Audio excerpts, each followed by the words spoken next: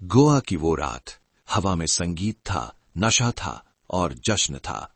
लेकिन 6 दिसंबर की सुबह होते होते उस हवा में समंदर की नमी नहीं, सिर्फ इंसानी डर और जलते हुए बांस की बदबू बची थी। रिपोर्ट्स कहती हैं कि ये एक शॉर्ट सर्किट था, मालिक कहते हैं कि ये एक हादसा था। लेकिन उस रात के एक वायरल वीडियो ने इस थियरी को राख कर दिया। सवाल ये नहीं है कि आग कैसे लगी, सवाल ये है कि आग लगने से ठीक 15 मिनट पहले क्लब का इमरजेंसी एग्जिट बाहर से लॉक क्यों किया गया था। शाम के 8 बजे बर्च बाय रोमियन लेन अपनी पूरी खूबसूरती के साथ तैयार था।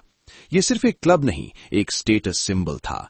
यहां की एंट्री लिस्ट में सिर्फ रईस और रसूखदार लोग थे। लकड़ी, फूस और महंगे कपड़ों से बना इसका स्ट्रक्चर ही इसकी पहचान थी, और अफसोस यही इसकी सबसे बड़ी कमजोरी बनने वाला था।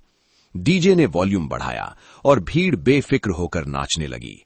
किसी को अंदाजा नहीं था कि वो एक बारूद के ढेर पर खड़े हैं। रात के 10:45। पार्टी अपने शबाब पर थी। म्यूजिक का बास इतना तेज था कि किसी को वायर जलने की वो धीमी चट चट आवाज सुनाई नहीं दी।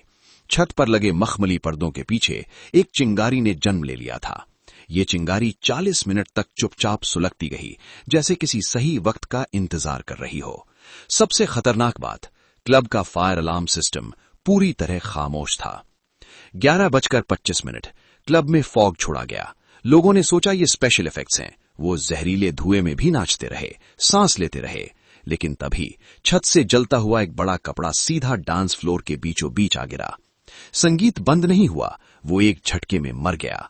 और फिर शुरू हुई वो भागने की वो दौड़ जिसका कोई अंत नहीं था। आग ने सिर्फ 3 मिनट में लकड़ी के उस ढांचे को नरक बना दिया। जो सजावट कल तक लोगों को लुभा रही थी, वो अब उन पर पिघलकर गिर रही थी। 200 से ज्यादा लोग और रास्ता सिर्फ एक।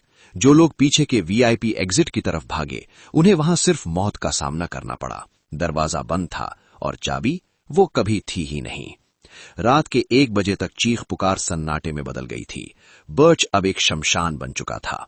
फायर ब्रिगेड ने आग तो बुझा दी, लेकिन वो उस शक को नहीं बुझा पाए जो हर उस शख्स के दिल में था जो वहां से जिंदा निकला।